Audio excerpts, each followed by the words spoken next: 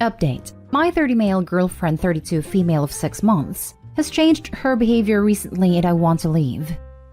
Original post. So I met her earlier this year. We were fast friends within a month of meeting and dating after a month. Official for 6 months or so. Met her on a night out with some friends. We live separately, but she spends a lot of time at my house as it's nearer to where she works. Our relationship started really nicely. I felt like we just got on really well, and she was very supportive of me as well. But recently, she's been quite pushy about me making changes to my lifestyle, and seems angry and disappointed with the results. The two big ones are my work and what I wear. As for my work, I work at the same store I've worked at since I was 16. It's just an easy job. Pays my bills and I know how to do everything there. I'm basically a manager without the responsibility of actually being a manager, as I don't want that level of responsibility for no extra pay. I also make money via stocks and cryptocurrencies, so I don't struggle for money.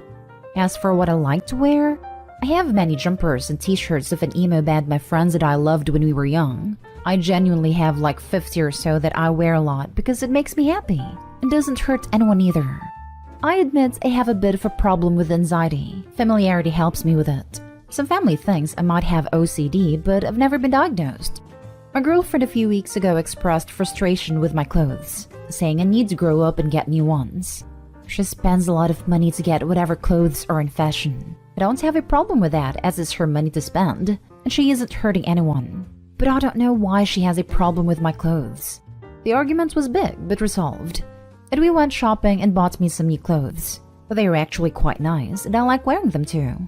A few days later, I was wearing a band t-shirt again, because the new clothes were in the wash and she was really angry about it. I explained the new clothes were in the wash, and it wasn't decided that I'd completely stop wearing the band stuff. She wouldn't talk to me for the rest of the day. The next day, she had cooled off and explained that she thinks new clothes will help me grow as a person. We talked a long time, and I eventually agreed to get rid of the band clothes. While I was packing them up, I started crying and she called me stupid. And I asked her to leave. She came back a few hours later and we made up.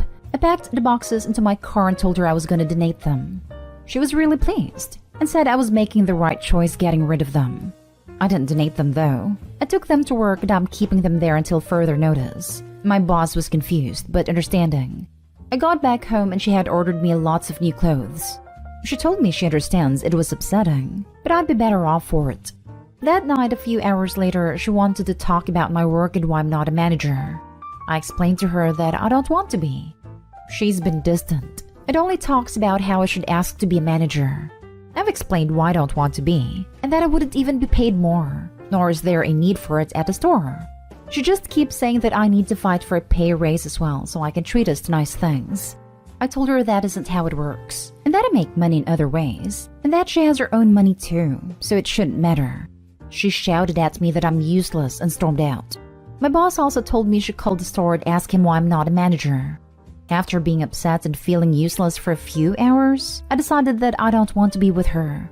I realized I don't see my friends as much as I used to because she likes to spend all our free time just us. I just don't feel happy with her anymore and feel like she actually acted differently when we started out just to get close to me. She even said she loved all the band stuff when I first showed her.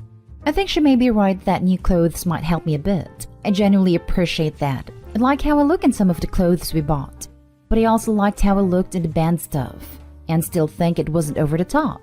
I normally just wear jeans and a t-shirt or jumper anyway. I don't think it's as ridiculous as she said it was. I just thought of it as a wearable collection. People collect weirder things. As well as this. I really don't like that I lied to her about donating the band stuff. It felt horrible and dishonest. My boss and colleagues could tell something was off when I took the boxes into work. I try to be honest, as I don't want to upset people. Anyway, I want to break up with her, but I know it's gonna be difficult. She's good at talking me into stuff, but my mind is made up 100% on this. I'm still not sure when or how to do it though. I'm feeling really anxious about it. Wondering if you guys can give me some advice or help? How can I be assertive about wanting to break up and not have her talk me out of it?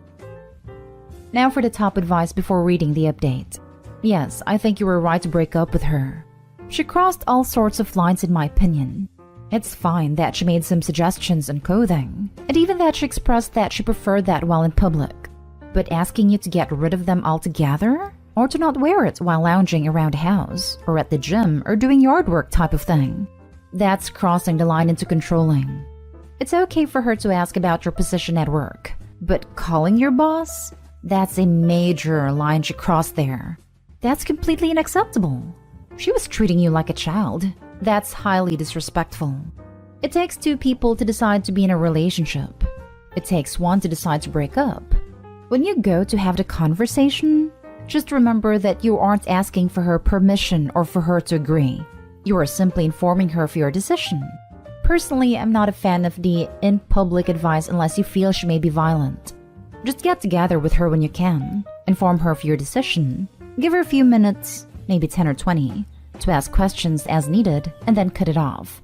The whole conversation need not last more than 20 minutes. Jumping off your comment, the next step for OP is as simple as, my boss told me you phoned the store to ask why I'm not a manager. You crossed the line, and we are done. Her personality comes across as very controlling. As you said, the opinions she has aren't necessarily wrong, but her inability to accept a response she doesn't agree with at her escalation are all hints that she won't accept any future opinions from OP.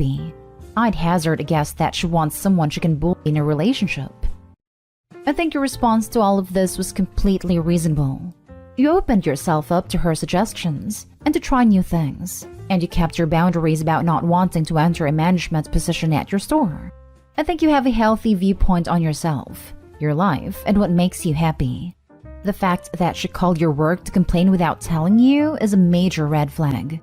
When you end things, I would just suggest that you stay focused on the fact that you were willing to change and try new things, while she was hardline and disrespectful of your choices. Someone who really cares about you would behave more like you did, seeking compromise. It is going to be uncomfortable, but you can do it. If she becomes angry, ask her to leave or leave the situation yourself, but don't waver on the fact that the relationship is over. I would strongly suggest going no contact after the breakup so that she cannot manipulate you out of your decision. Thanks for your advice and your compliments. I really appreciate both. I know she's had several red flags, and I am decided that I want to break up with her. I'm more worried about what she'll say or do to people around us, and if/how I can stop that. No contact is seeming likely. I miss making my own choices about stuff and seeing my friends. And now for the update. Some things I want to address first. 1. I work at the same place I have done for years because of my anxiety. I know how to do everything at my job and it helps me feel grounded and not worry. When I said I'm basically a manager, I mean that I do sometimes fill in shifts and responsibilities for them. And we have talked about me officially being manager before. But it's not what I want. I don't want to take my work home with me and never be able to switch off like I see some of them do.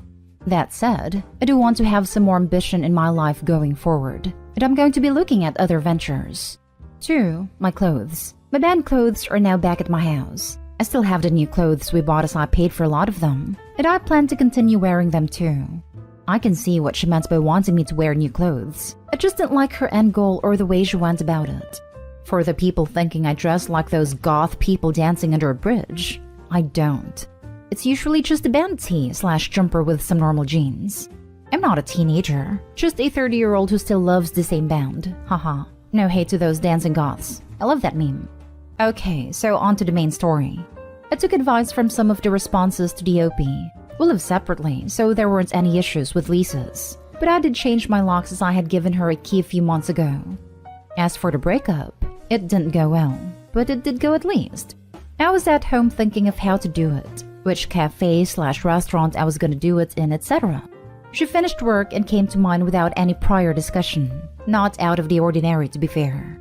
Anyway, she could tell something was off, and because I'd been thinking about it all for hours, I was 150% sure I wanted to do it, so just did it here instead. I first told her that I had lied about donating my clothes, and that I'd actually taken them to work instead. She was angry and called me a liar and everything. I apologized for it and tried to explain that I felt a lot of unfair pressure to get rid of them when I didn't really want to and my collection wasn't hurting anyone. I don't really feel that the argument was fair, and I feel that her actions made me lie to her, but I hate saying stuff like that, so I just left it and moved on. I then told her I was really annoyed about her calling my boss. She said she was sorry, but I should be a manager. I said that's okay, and she looked confused, but accepted it, I guess. Then I just said I didn't want to be with her anymore because she actually had given me a second to speak. She looked shocked and asked me what I meant. I just said I didn't want to be with her anymore and that I wanted her to leave and would be changing my locks but was open to calling/messaging about picking up her stuff. She said stuff like we don't have to break up, but I kept saying my mind is made up, and technically we already had. She called me pathetic as she walked out the door and slammed it behind her. This was the other day. I haven't heard from her, but I sent her a message about picking up her stuff. There isn't much of it here, so maybe she doesn't want to? Anyway, since then, I called my boss to explain that situation and be wary of any contact from her. We've worked together for years and we're good friends, so he was very understanding and said if I need help in any way, he'll try to provide it. We go for drinks often with other colleagues, so I'll explain it to them there probably. As for me, like I said above, I do want to work on myself a bit. Partly because of the things she said, but not for the same reasons. Just for me to grow a bit in terms of work experience and fashion sense. I'll be buying more smart casual clothes to wear as well. I don't think I'll ever fully stop wearing the band clothes though. Haha. I don't quite know what I want to do in terms of work, but I have the experience of teamwork and leadership from the store, which I think is usable and transferable to other jobs too. I'm feeling weird, but okay.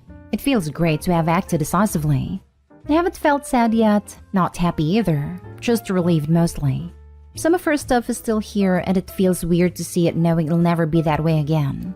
I don't know how to describe that feeling. Anyway, I've spoken to friends about it and we'll be seeing them soon. I don't know what she's been up to or what she'll do. Not sure if I want to know. There's nothing left for me with her anyway. Just wanted to thank everyone for their kind words in the original post. It felt really good to know I wasn't being treated fairly. And I wasn't just being stupid like she said. Some even messaged me with similar stuff or how they much liked their partners with similar habits to my band clothes, which was really nice. One of the reasons I still wear the band tees is sometimes other fans spot them, and we'll have a nice conversation about it. I'd always end a conversation with smiling. It's just nice. Not everyone wants to move up in their career. That's okay. If you can make what you need, then that's fine. Not everyone is cut out to be a manager. Do what you want. I'm glad you're rid of your girlfriend. She was toxic and so negative. She wanted to change you to her vision of what you should be, not what you actually want. I just read your original post, and good riddance. I'm a manager, really wish I wasn't, and you can pry my ridiculous metal tees out of my cold dead hands. Good on you for wanting to update where appropriate, but controlling your wardrobe is controlling/abusive behavior 101. You do that kind of thing, wardrobe or jobs, on your terms, no one else's. Like strive for improvement for sure, but not because someone you're dating for less than a year strong arms you into it. Seriously, good job standing your ground and making it happen. That was going to turn into something miserable, fast. Now for the last story. My girlfriend is upset with me because the job I got her is not up to her standards. My girlfriend, 27, has been unemployed for 3 years. She used to work at a restaurant near to where we live. The restaurant was about 6 to 7 minutes walk away, so she liked this job since it didn't require any commute. Ever since she lost her job, I have been asking her to apply for new ones and try getting one. For about 2 years, I didn't bring it up because of COVID. Then about 2 months ago, I asked her to again look for a job because it was really putting a lot of stress on me as the sole breadwinner. I was saving less than $150 a month for our future. She did start looking, and after 2 weeks I also started helping her with it. I found out that a position of a receptionist was opening up in my company, warehouse department. So I asked her to apply. Since the position just opened up, there weren't any applicants, and I talked to the HR manager, who is a good friend of mine, to give my girlfriend a job. Since there weren't other applicants at the time, this did not breach my company policy. I still made sure with my boss regarding this, and she was fine with it. Girlfriend went into the job, and she hates it because it is in a warehouse and she doesn't have a fancy office. I told her to stick around and work a year, and she might get promoted and that pays better than her previous job. Before she used to make $30,000 a year, and now it is $42,000, which is a pretty solid jump in my opinion. A week later, she told me that she wants to quit because this isn't her thing. And my suggestion to her was that she can continue to look for the job she likes, and as soon as she finds one, she can quit here. She was clearly upset by having to do this job, so I sit her down on Sunday, and she's upset that I didn't get her an office job like mine. 1, there is no vacancy right now. 2, she isn't qualified or has prior experience with what we do in the office, so it was unlikely she would have gotten it. But I told her that when a vacancy opens up, I'll see what I can do. She mumbles all the time that I want her to do labor-intensive job and like to see her suffer. She mumbles pretty loudly to make sure I hear it. She's responsible for making sure everything delivered to us is correct, and counting boxes and supervising staff, putting them into their designated places. After this, she needs to go to accounts and submit a report. Her job does require a lot of walking and standing. After getting tired of hearing this for 2 to 3 weeks, I ask her if she wants to quit. She can, and I'll just pay for everything. And then she can look for the job she wants to do. Honestly, this seemed like the only way to make her stop always being mad and saying stuff under her breath. I'm getting the feeling she doesn't want to go back to work, but I could be wrong. I have tried communicating to her that if I earn alone, we won't save anything for the future, and if we have children, we won't have anything saved up for their college and higher education. Nothing I say seems to faze her. What should I do? I sometimes don't even want to be with her, but we have made it work for 7 years, and most of it has been pretty good. Any advice? So is she your child or your girlfriend? Girlfriend who is acting like my child apparently. She's completely taking advantage of you. Really don't want to be the guy who dumps her when she has no income, but if she doesn't hold on to this job, I think this might be just it for me. I ask her if she wants to quit, she can, and I'll just pay for everything, and then she can look for the job she wants to do. You done messed up here, OP. I'm getting the feeling she doesn't want to go back to work. What, the 3 years of being unemployed didn't tip you off? What should I do? Except you have a permanent dependent. This was in a frustrated tone. I obviously don't want her to quit. Out of the 3, let's let 2 years slide because of COVID. Jobs were pretty hard to find, and people were losing jobs left and right. Trust me, I know. I had to break the news to half of my subordinates that they were being let go. If I had the means to support her while also saving for the future, I would, but I can't. I have more dependents on me and I don't think I can do this for much longer. If you were to quit your job and sit at home making her pay everything, she would leave you in a heartbeat. Update. Am I the a-hole for telling my friend she needs a life of her own and she has to stop leeching off of mine? Original story. Hi. My 25 female long-term friend 25 female has a history of doing whatever it is that I'm interested at the moment. She asks questions until she's got a clear idea of what music/books/movies I'm into, and then does a whole act of how she discovered that in front of the whole friend group. Being the pushover that I am, I'm sad to say I've let her do this for some time, while slowly trying to put some distance between us. This also extends to people. Any new friend or even acquaintance I make should be cleared with her. And then she makes a friend move on them to get closer to them. She has even tried to weasel her way into my family gatherings and private events. She also, for some reason, keeps telling my dad that she's like the daughter he would have wanted. He's as confused as I am, but we learn to laugh it off. I've recently noticed that she's rarely interested in something of her own volition. All her leads are from me, and I have been getting tired of her behavior for a while. Things came to a head a few months ago when she started texting a guy, 27 male, I've been speaking to for a while, went on a few dates. Nothing serious as of now, but I'm hoping there would be, and telling him how compatible they could be. He was confused and thought it was me texting from her phone, so he double-checked with me. I, of course, was beyond angry, but instead of confronting her immediately, I told him to ask her why she's doing this, and if she was aware that him and I were almost a thing. Her response to him was to flirt even further and say that her and I always had similar tastes, but went on to mention how he might be better off with her. He sent me the screenshots, and I sent them to her and said, "You need to leave me alone. Things in my life are not for grabs. You have leached off me for long enough. If you keep this up, I won't have an issue shaming you in our friend group." She got very standoffish. It accused me of tricking her by using the guy's phone to make her look bad. She also proceeded to speak badly of me to our friend group. I might be the a-hole because all this while, other than trying to keep some distance between us, I did not properly voice my concerns. She did, however, notice my discomfort at various occasions, especially my family gatherings. So am I the a-hole for handling things this way? Now for the top comments before reading the update. Not the a-hole. Yes, you could have said something sooner.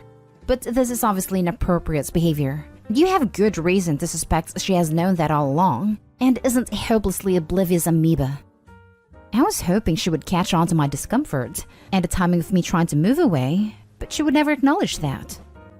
That's not how communication works. It's hard, but sometimes the kindest and nicest thing you can do for people is to be really clear about your boundaries. Hints don't work. You have to use words. And remember, just because someone is upset doesn't mean you did anything wrong. Not Dayhal. Share the screenshots with your friend group immediately. Create a group chat with everyone except her, and put them out there. She sounds disturbed, like she thinks she can somehow replace you in everyone else's eyes. Now that she knows she has been caught in betrayal, she's got nothing to lose. She might tell lies to get people to cut you off. Telling them the truth with evidence is the best way to preserve your own relationships. Yeah, OP needs to get ahead of this. Not Dayhal, but I'm not sure you understand what friend means, because this girl isn't one. Yes, you are a bit harsh, but I can understand your frustration. Her behavior is beyond steamrolling your boundaries. It's outright disturbing. Every time I try to put some distance between us, she shows up with a personal issue that she can only share with me, and she always guilts me by making it seem like she has no one else to turn to. And every time, so stupidly, I get looped back into the drama. And now for the update. Firstly, thanks to everyone who commented to help me out. Some of it was tough love, but I read every comment and had a chuckle at a few. But it also helped me realize that the issue wasn't as simple as someone copying my interests. So after posting, I rang up one of my close friends to let her know what's been happening. She seemed appalled at how my friend made a move on the guy I was seeing. She also confided in me that she often keeps telling her how good and well my life is, and how she wishes either her family was like mine or her job was like mine, etc. She thought it was just harmless wishing, but when everything was put together, it just seemed so unhinged. I also spoke to my dad and mom about how unnerving it was to have her try and do all the things I do. When they told me that once a few years back while I was completing an internship in another city, she offered to come and stay at my house to keep them company. They honestly thought she was joking because she lives in the same city with her family, and my internship was only for 6 months. So with this new information, I decided it was well and truly the time to cut all contact with her. I have let my friends know that she is no longer a part of my life, and to warn me about plans we were both part of, and most of them seemed to see this coming. I've also decided to stop being around her other close friends. My friends have also told me that they'd keep her from knowing anything about me/my life updates. I was the one who brought her into this specific friend circle. A few of them already did not get along with her, so they were cool with not hanging out with her. After not texting her back for a while, she texted me to say, "Are you seriously going to let this one guy take away our years of friendship?" Something along those lines. And I just said yes. She's kept texting and calling constantly, and eventually sent a message saying, "I hope you and the guy don't work out," and then blocked me. I had refrained from blocking her because I did not want to aggravate her or have her show up at my house. But after she blocked me, I blocked her on all social media and told my parents what's happened. So anyway, I feel better not having her hovering around my life, but I'm sure she is going to try and initiate contact sometime. But this time, I've decided to stand up for myself. Good for you! It is lovely to have an update, so thank you for that. I am glad you have gotten so much support from your family and friends. I hope you can continue to live a happy and healthy life. This reminds me of my sister. She is single white females minus the murderer, whoever she's closest to at the moment. It's exhausting to be around sometimes. I'm happy for you, but I'm also afraid for you. Hopefully she will move on to something else, and she probably will. Do you have security cameras? Do you always make sure your doors are locked? Does she know where you work? Yes, I've recently moved back in with my parents as my work switched to a work-from-home format, and this place is equipped with security cameras, and we have 2 German Shepherds, which I'm pretty glad about. Yikes. Write all of this down with dates and print out screenshots of anything you can. If she ends up stalking you, having this already prepared can be the difference between getting a restraining order or getting ignored by the police. This is deeply concerning behavior, but it sounds like you're doing everything right. I had someone like that escalated to an attempt to harm me, with no consequences from the police, and the stress that's being constantly on guard against a threat is physically and mentally draining. So my advice to you is that she is not a threat just yet. You don't need to become super vigilant. If she intends to escalate things, you will definitely know about it. So for now, just keep being discreet but don't get obsessive. That wreaks havoc in your body. Most likely, she'll find something else to obsess over. If she does escalate in your life again, then you need to take that very seriously as a safety risk. But you are not at that point right now. You're making good choices, and I'm glad that your tribe is protecting you. Next story is titled, Am I the a-hole for not paying for friend's brother's rehab even though I have the money for it? I, 20 female, recently inherited money from a grandmother's estate. I didn't tell everyone about it, but I did tell a few of my close friends. Somehow, by the end of the week, everyone in our friend group and other acquaintances knew about the large sum of cash I now owned. And like bees to honey, they started gathering around me and asking for favors. It was easier to decline favors to acquaintances, but one friend, 21 female, asked me for a huge favor, and it put me on the spot. Her brother, 19 male, has been dependent to coke since high school. They've sent him to a rehab center before, but he relapsed and continues to use the substance. They claim that the rehab he previously attended wasn't good or expensive enough. That's why he didn't get the proper care he needed. She asked me to pay for his rehab, but this would cost nearly $100,000. Our other friends were trying to get me to agree, but I had to decline. I want to be a doctor one day, and I know that taking loans and being broke during med school are two downsides to this path. I calculated costs, and with the money I have now, I could just barely get through med school without being plagued with loans or being completely broke. I don't want to give her the money because A, I don't know either of them that well, and B, I don't know if this will help him or if he'll relapse again. I told them I couldn't do that, and everyone is telling me I'm the bad person. They said that this could completely change an entire family's lives, especially that of the dependent brother. They say I'm selfish and have the power to change the life for the better, but I choose not to. They even said I shouldn't even consider being a doctor because I clearly have no empathy for human life. Ouch, that one stung. A lot of people stopped talking to me and Benny calls me selfish. They are blaming me that her brother will be hooked forever and they don't have the money to pay for it.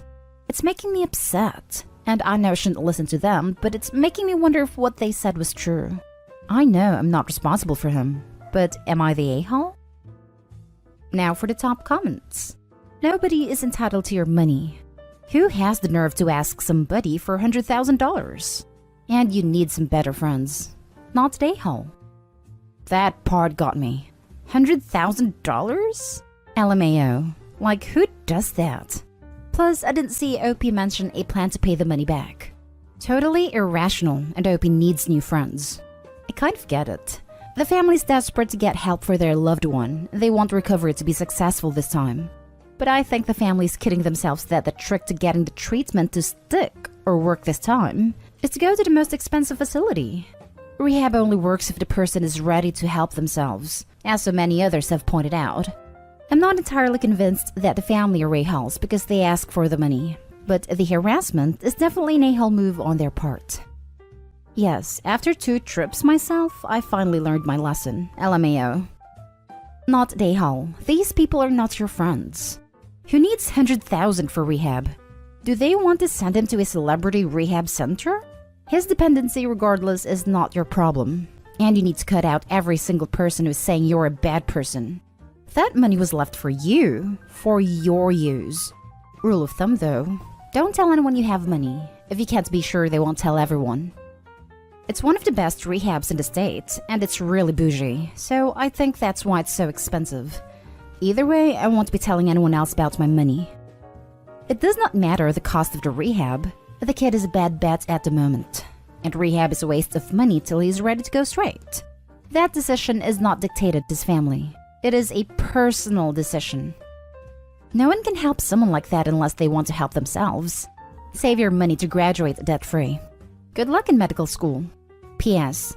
No one of consequence is telling you that you are a bad guy. Not the a-hole. Thanks for the well wishes. Now for the last story. Am I the a-hole for driving away from a hiking trip with my boss's husband? I, female 26, recently moved to a new city after getting a job, and have been having a hard time making friends. Most of the people I know so far are from work. We all get along, but we aren't close. More like acquaintances. My boss, Sue, has been very welcoming since I moved. She often has us all over for dinner and loves to celebrate whenever there's a birthday/baby/big milestone in the team. Last week, I was out to lunch with Sue and a few other co-workers when Sue told me about a hiking group her husband runs and how it's a great way to meet people. She said he'd be leading a hike on Monday, this past Monday, and the whole team should go since it's a holiday. Monday was my birthday, but I hadn't told anyone and I didn't have any other plans, so I said yes to the hike. I drove to the meeting spot on Monday, which kind of remote and up in the hills, but nobody was there when I arrived besides Sue's husband, Greg. I asked him where everyone was. He said no one else could make it, and it would just be us on the hike. It was early morning and still dark, and I didn't know Greg other than seeing him in passing at Sue's house. I knew he was probably a nice guy, but I felt nervous going hiking in a dark, remote area with a man who was practically a stranger. I called Sue, and she told me that something came up with her kid, but I should go. It'll be worth it for the view, etc. I still felt unsettled and asked Greg if we could postpone for a day when others can come. He got frustrated, saying it's no big deal, and we should hurry up and start. I got more nervous at that point, and thanked him before saying I was going to head home. That upset him even more, and he came toward me and asked me if I thought he was a creep. He seemed angry, so I panicked and jumped in the car saying I had to go. He kept yelling at me to stop as I drove away. I was on the way home terrified when Sue called me. Apparently, the hiking trip was a cover for a surprise birthday party the team was throwing me at the lookout point. She found out my birthday through Facebook, and Greg was just supposed to lead me there. I felt terrible and offered to drive back, but Sue was pissed and said I'd ruined it for everyone and made Greg feel like a creeper. Now the environment at work is tense. Sue and my coworkers only talk to me when they need something, and they didn't invite me to team lunch. I feel like I really messed up. Not Day Hall. They were intentionally misleading you and you got suspicious and scared. Your suspicion was therefore justified. You didn't know what they were actually planning. Your reaction was normal. It's unfortunate that it ruined the party, but in my opinion, they should have easily predicted that a woman alone wasn't going to go on a hiking trip with a man she doesn't know. Just reading this gave me chills, and I still feel uneasy. It's the fact that he suddenly jumped to a nice guy that made me scared for Opie. What should have happened was him texting them, "I think she would appreciate another coworker to suddenly show up," and tell Opie, "Oh, looks like blank can make it after all. Let's wait a few for them." On paper, this seems like a super sweet idea, but it's the kind of thing you do for people you know very well. Greg could also have come clean about the surprise when it was clear Opie was getting uncomfortable, instead of jumping to the nice guy routine. Yes, it would have ruined the surprise, but I would rather have a surprise ruined than be terrified for my life with a strange man who just started yelling at me for not wanting to take a remote path in the dark up a mountain with him. Honestly, I still wouldn't have gone with him until it was confirmed verbally by someone I knew that would be there. This is a super crappy setup by Opie's co-workers. Not Day Hall. Not Day Hall. Honestly, I would have done the exact same thing, especially when he seemed to get irritated, and then it progressed further into anger and yelling. That would really scare me, and I would have done the exact same thing. They should have come up with a better cover story, such as, "Oh, others started hiking already, and I waited for you so we could catch up." Better yet, Sue could have been waiting for you instead of her husband, who you barely knew. Yikes. I also see how you could feel bad because you feel like you've ruined the surprise. But they should have planned it a little better. The surprise was really, really nice though. Perfect thought, 0 points for execution. A complete stranger you've never met. And you should go on a hike with him? Alone? And then he acts aggressive. Man, you're a lot nicer than I would have been, even at 26. Also, your boss sucks for putting you on the spot after. You didn't ruin a surprise you don't know about for Pete's sake. Don't forget it was still dark because it was so early. I mean, who throws a surprise party for someone before the sun is up? Total troll. Am I the a-hole for keeping food in my room? Plus update. Original post. I, 19 female, have a full-time job and pay $500 rent a month. I still live with my father, my stepmom, stepsister, and unfortunately my stepbrother, 22 male. My stepbrother doesn't have a job, doesn't plan to get one, just sits at home all day on his butt eating up all of our food and playing video games. My dad won't do anything about it because he loves my stepmom, and my stepmom won't do anything because she loves her son, and this is how she raised him. They came into my life when I was 8 years old, and it's always been this way. She cuddles him, doesn't punish him, and she lets him do whatever the heck he wants, which includes eating all the food in the house. I remember when I was 12, and my older half-sister still lived with us. She had some friends over, so we ordered a large pizza. We ate almost half of it, and put the rest in the fridge so we could have pizza for breakfast, right? No, that bum ate the rest of it by himself in the middle of the night. By the way, we ordered pizza because there was no other food in the house. Ever since they moved in, we haven't had a full fridge. Anyway, I have a small stash of food in my room now, in one of those rubber totes, so the chance of ants and whatnot is minimum. I keep chips, bottled pops, bread/bagels, and most recently, Cracker Barrel boxed mac and cheese in there. I've been craving mac and cheese like crazy recently, so I bought a few boxes and stashed them away. Last night I made a box of mac and cheese, but my stepbrother wandered out of his room and asked where I got the mac and cheese from, because we currently don't have food, though his mom is running to the grocery store as I'm typing this. So I told him from my room, and he asked what I meant. I told him I keep food in my room so someone doesn't eat all of my stuff. I put a big emphasis on someone when talking to him. He called me an a-hole and asked why I wouldn't share my food with everyone. I called him an a-hole right back and said maybe if you don't eat so much, there would be more food to go around.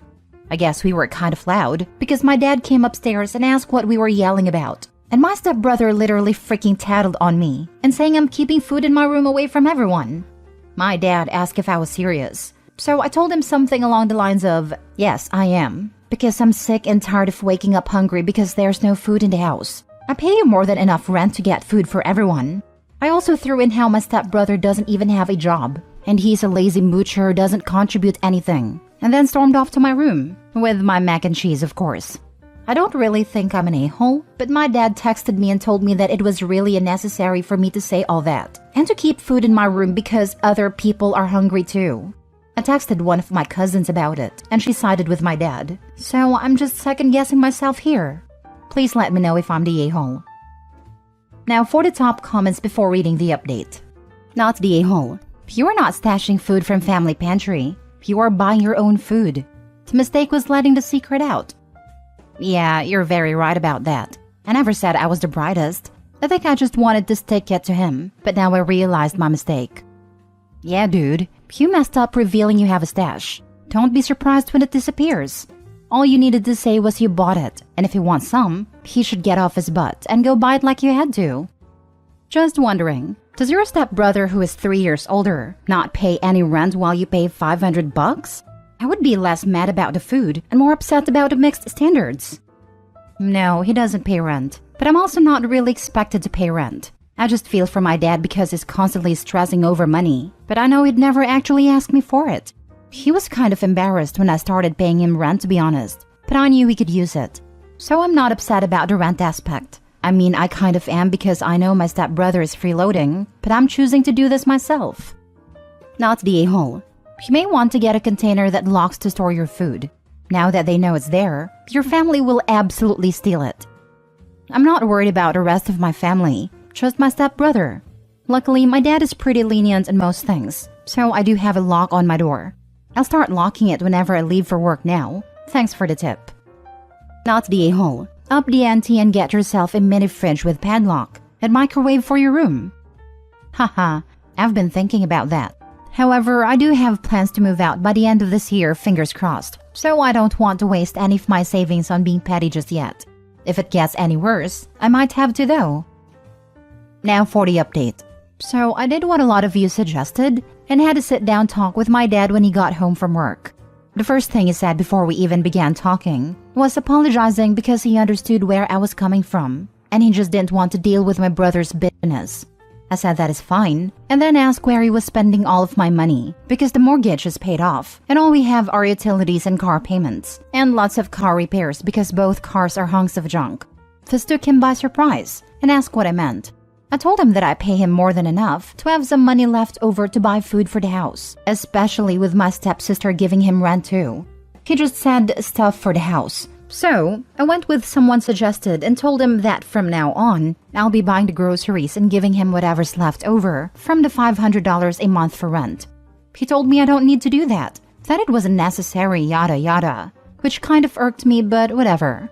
I then asked if he was going to do anything about a food problem in the house, and this apparently finally broke him. And he told me that he's been keeping all the money I give him for the rent in a separate savings account for when I move out. I was honestly speechless. I gave him the money because he's always tight on it and stressing over it, and this man has been saving it for me. I immediately apologized for being kind of a brat about the situation. I had an attitude because I was sick of everything, and told him to please use whatever he needs so we don't have to deal with it anymore.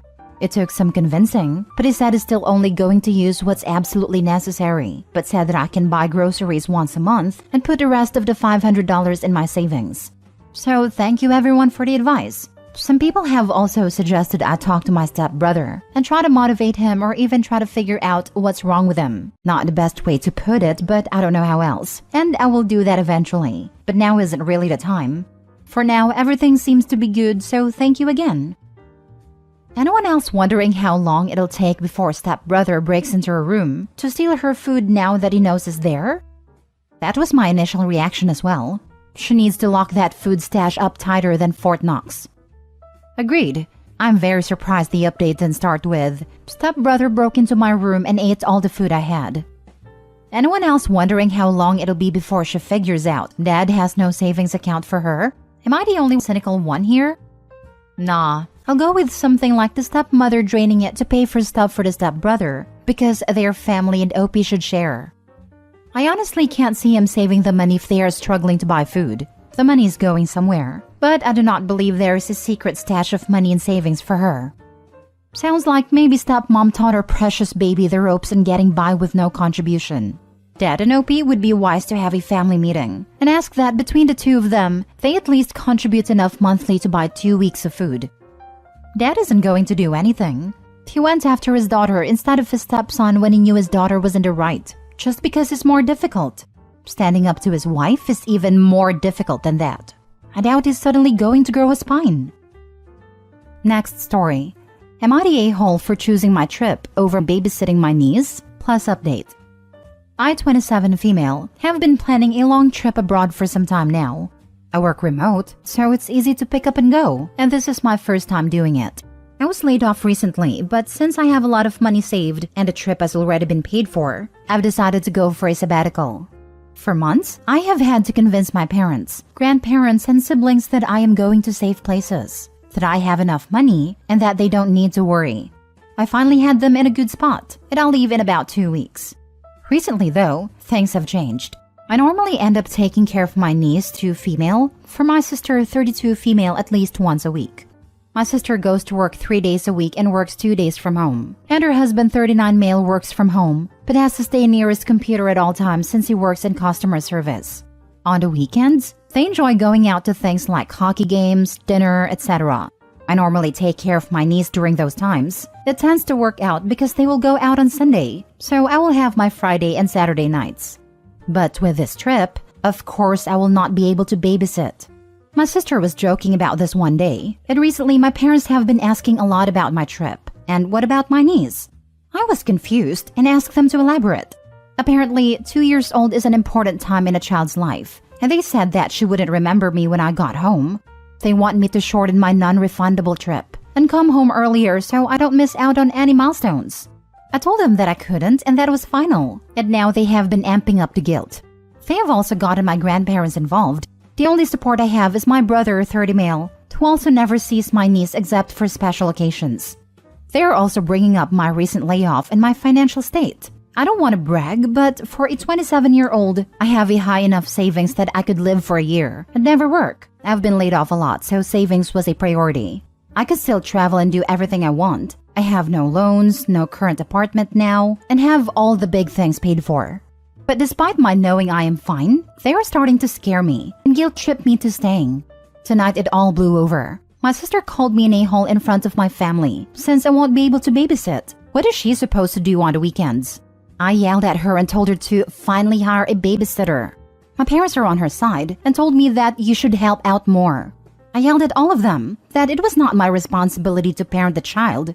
They could live for a few weeks without their free babysitter, and then left. My brother texted me later that they're still angry and disagreed with my choice to continue my trip. Am I the a-hole for choosing my trip over my niece?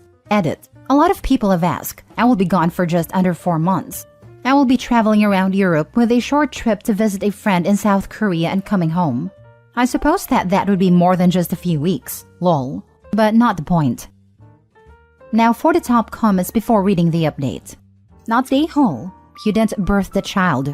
You simply extended your helping hand toward your sister, who has absolutely taken advantage of the goodwill of you babysitting.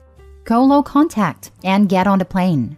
I'm sure there's a few milestones you'll miss, but if your family wants you to see those milestones, maybe they should take pictures. FaceTime you? Don't feel guilty and don't stay. Otherwise, you'll regret not taking your trip. And your sister should be looking after her own kid on the weekend. Or maybe your parents should be if anyone is so concerned with babysitting. Enjoy your trip. If not low contact, cut down on the babysitting. Like once in a couple of months if you feel generous.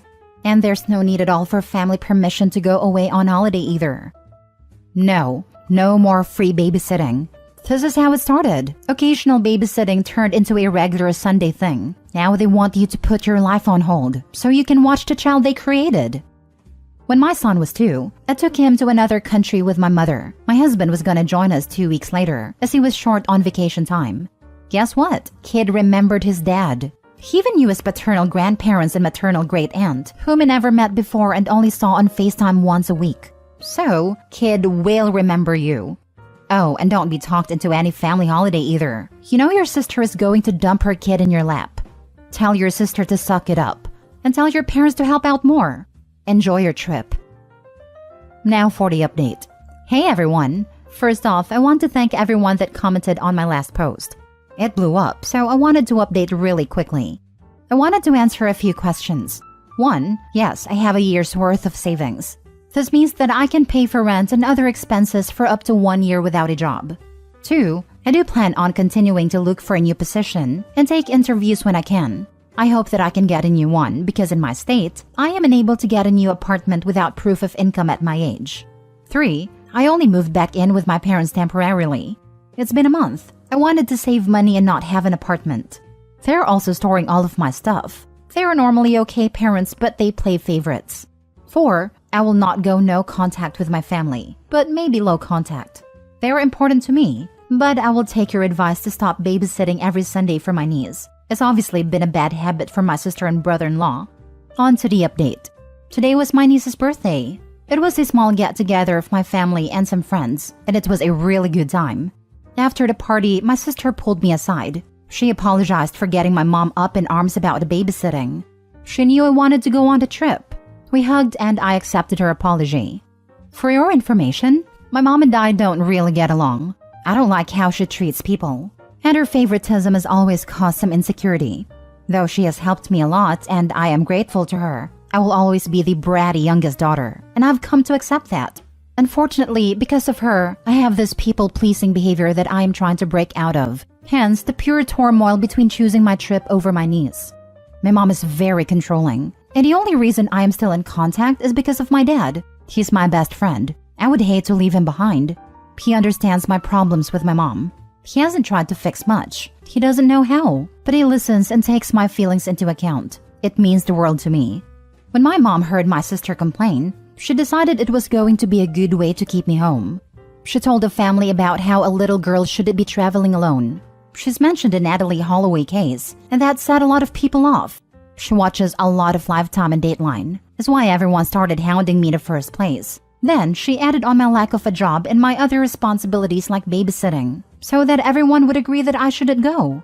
Now the big update is that I did choose my trip. In fact, I'm planning to extend. Maybe I'll travel more around Southeast Asia or go to Australia, since I will be over there. To be determined, but I wanted to thank everyone for the advice and the good wishes. You all have made me feel so much more confident about this trip. Thanks again. Edit, my parents do babysit once a week as well, just during the weekday since they are retired. Natalie Holloway was 18. You were 27, and that may make you a little girl if you're a tortoise or a Greenland shark. But as a human, it makes you a perfectly normal adult. Have a great trip, and Grey rock the F out of your mom. It's disappointing about the dad. Mom has apparently been pulling stuff like this for years, and he just throws his arms in the air. Defend your daughter, man. It's disappointing when kids can't understand that the other parent's sins are just as bad as the abusive ones if the other won't defend and protect the child. Sad. I wished people would get through their heads that the enabling parent is not nice. They are complicit. It's part of the screwed upness of growing up in such a family. There's one parent behaving badly, and you feel terrible around them. Then there's the other parent. If you spend time with them alone, you feel good. They listen. Maybe they even acknowledge you're having a difficult time. They don't fix it, but during your time with them, you felt more comfortable. It feels like the dynamic is set in stone. You can't do something about it. They say they can't do something about it, but at least they don't brush you off completely. The thought that they could actually do something to protect you doesn't cross your mind. In your eyes, they are the good parent because they sometimes give you a minimum of attention, and you feel comfortable spending time with them in comparison to the other parent. It's difficult to wrap your head around the fact that they also failed you, but in a different way than the more obvious toxic parent. Update. Am I the a-hole for confessing to my wife that she's torturing me after she got assaulted? Original post. I'm 25 male, been married to my wife, 26 female for 4 years. We've been dating since we were teens. We are childhood friends. At this point, we are together for like a decade. This all started a month ago. I went on to my company trip. My boss urged me to attend a trip because it will help me learn more, and it's a golden opportunity for me. So I told my wife and she said yes, I should go. It's just for a week. A few days before my departure, my wife said she's going to attend a party hosted by her friends. I said she shouldn't attend. She got mad and asked me why I'm restricting her. You see, my wife has become quite an alcoholic in past few months. It has become a problem for both of us. So I said if you drink too much, I won't be around to help her. She kept saying she will be fine, but I was adamant. And finally, she said she won't attend and I trusted her. I went with my boss and after 3 days, my wife called me. I couldn't pick her call, but when I checked my phone, I saw so many calls and texts from her. And when I did, I immediately called her. She kept yelling at me and said, "Come back right now, come back right now." I panicked as well, and I cut my trip short and went back to her. When I arrived, she hugged me like never before and kept crying and crying. It took a long time, but she told me she was violated.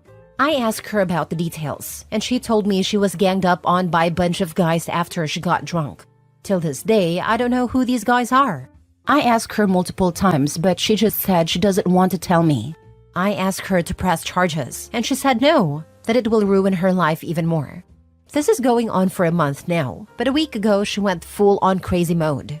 She's basically glued to me. Even during shower or bathroom, I see her everywhere. She went as far as locked our house from the inside. I talked to my boss and explained, and he gave me some time to fix it all.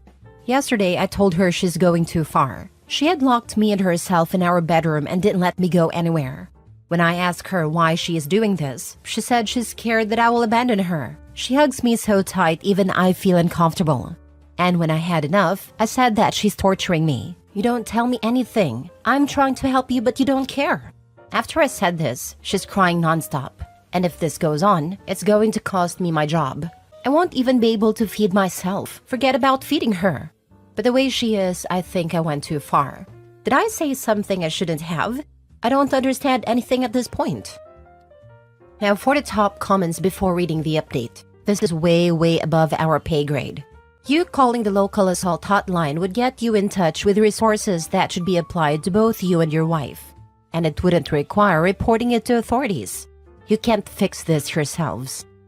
The dude needs to get that poor woman to a doctor and a therapist pronto.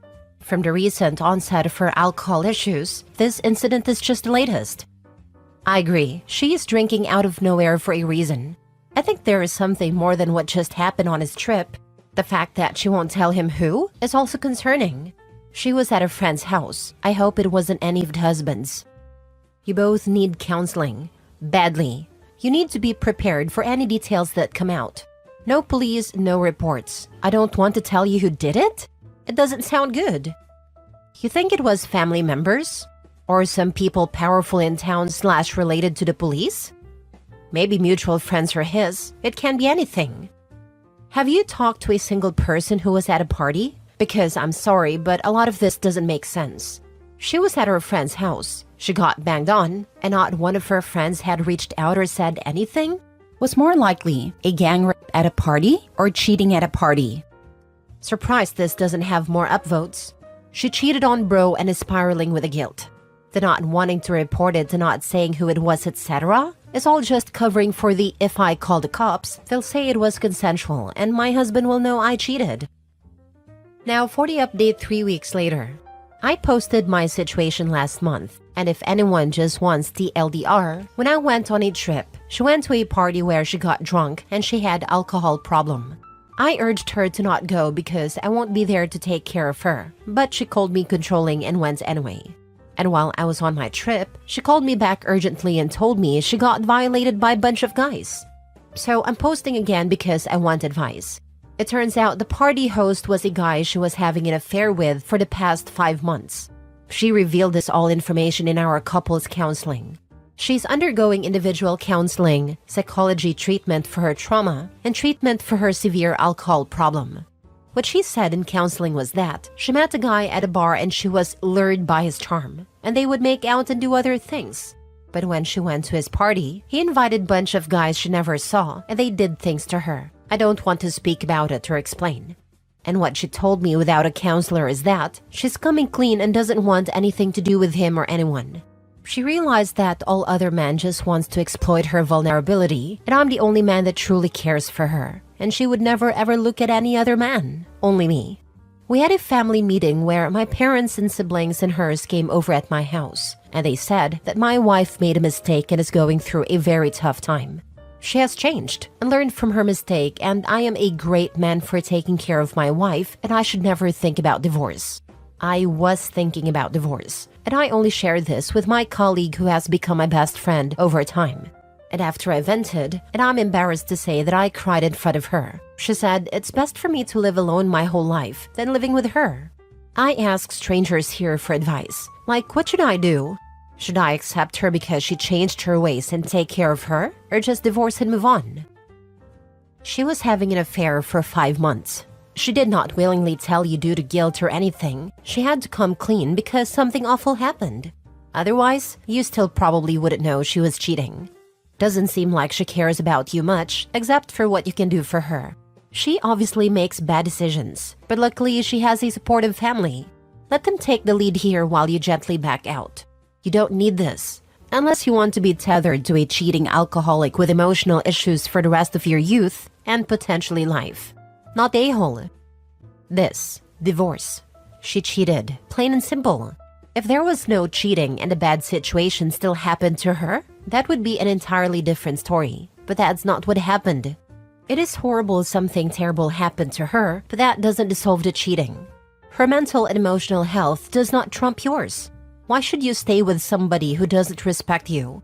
She changed her ways? No.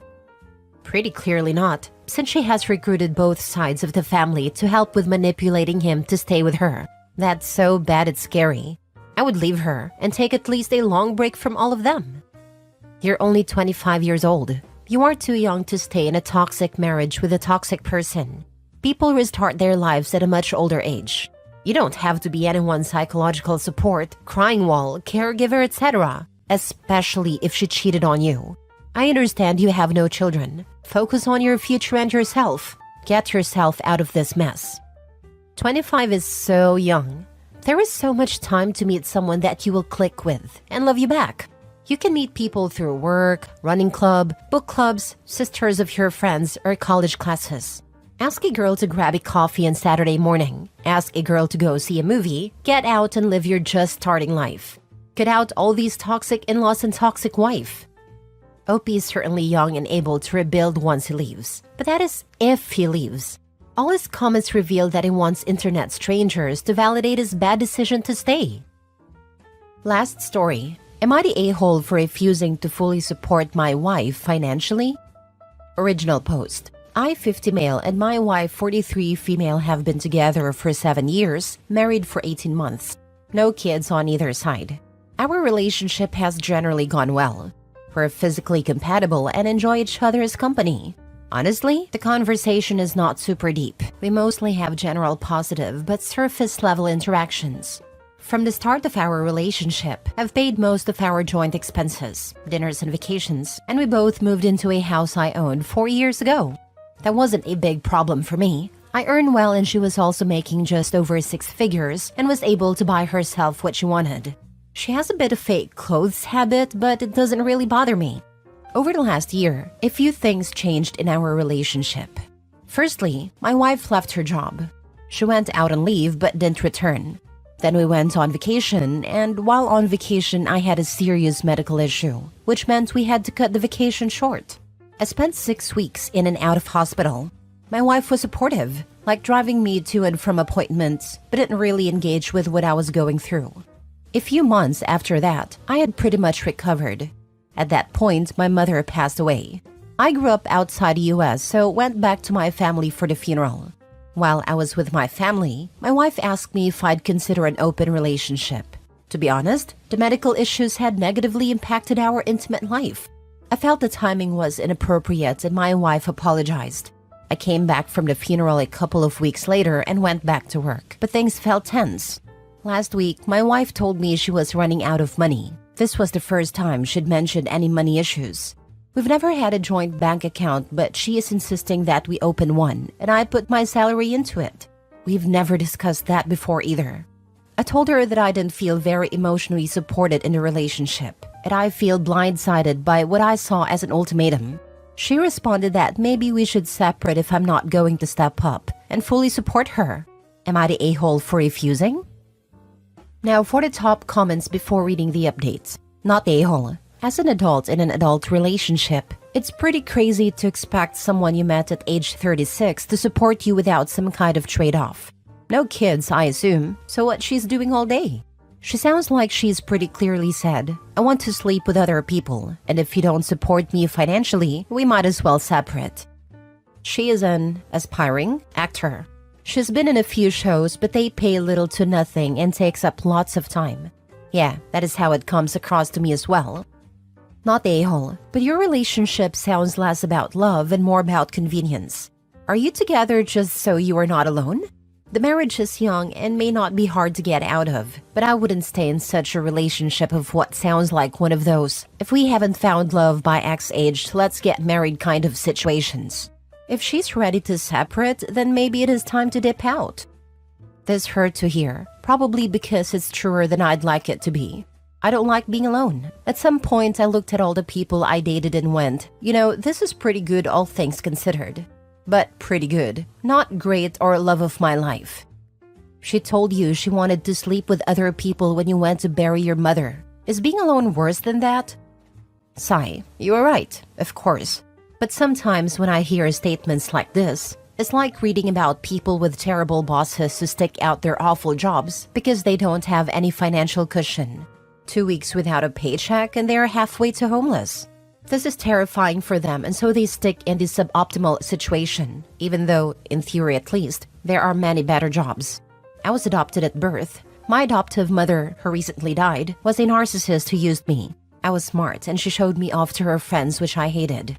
I had no friends of my own. Generally, my childhood sucked. I've made a much better run of my adulthood. Good jobs, my own friends, etc. But my relationship cushion is still thin despite 20 years of therapy.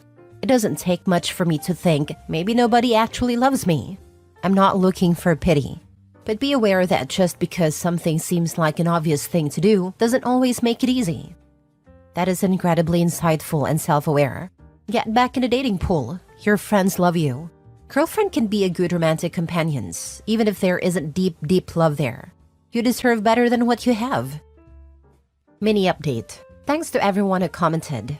It's honestly pretty sobering and has forced me to confront some things about my marriage, but also about myself that aren't particularly pretty. We're sleeping apart tonight and I'm going to bed. Now for the full update. Well, it's been quite a whirlwind of a week. After we had the initial discussion, we didn't talk for almost a day. Then we came back with a mutual expression of WTF just happened in our faces and stared blankly at each other. I suggested that we take a time out to write down what was on our minds, that we could have each other read it, and that would be the basis for a more in-depth conversation. So we spent the day doing that.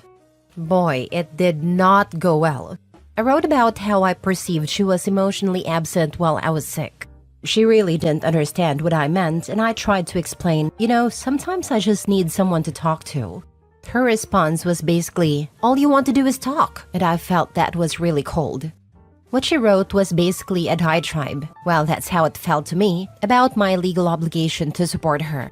At one point, she said our marriage, quotes were hers, and I felt particularly hurt by that description. It was clear that we weren't on the same page, or even in the same book, about what the problems were. My wife then suggested counseling, and I agreed. Her therapist knows a marriage counselor. She sent us some intake forms, which ask us to rate our satisfaction with the marriage and the accessibility, responsiveness, and engagement of our partners. It was a miserable exercise, filling out the form and realizing just how low my ratings were. So that evening, I sat my wife down and said, "I scored is really low." She asked, "Should we bother talking more?" I said, "No, I don't think this is going to work." She agreed pretty quickly, and we canceled our appointment with a marriage counselor. We have an appointment with a divorce lawyer later this week. I'm probably going to owe spousal support. I'm not thrilled about that, but it's only money and I'll get over it. My wife understands she'll need to move out and started packing. How do I feel about this? Obviously, it's a big shock. At the same time, thanks for every comment on a previous post. It's clearly the right thing to do. There was nothing here worth saving. If she's making six-figure salary and you were only married 18 months, I doubt you'll have to pay support. She quit working and has drained whatever savings she had through her career years. I bet she either has a gambling issue or already has another sucker in the hook. She can get another job. I agree, but still could lead to the judge taking her side rather than his. My understanding is that this is just a calculator. The past year's income and expenses from both parties are plugged in and out comes the number. This is for temporary spousal support at least. I don't think there will be long-term support due to the marriage being short. For the spousal support, maybe the fact that she decided to quit her job could have an impact on the amount of support you owe. Yeah, plus it's not like it has been years since she left the job. I'm sure with a little effort, she could get a similar job in the field. Her resume is not stale. From what I understand, spousal support is based on the past year of marriage, when she wasn't working. Yay.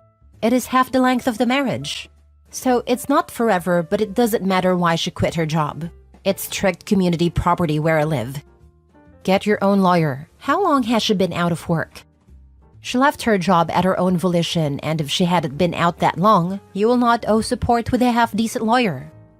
I find spousal support to be such an interesting concept. It doesn't exist in my country, and I admittedly know little of the concept. But I think it probably should be applicable where someone has, say, stayed home with the children so that the other could earn a living, and so has missed out on a career and would likely struggle, which could keep people with no career prospects in bad situations.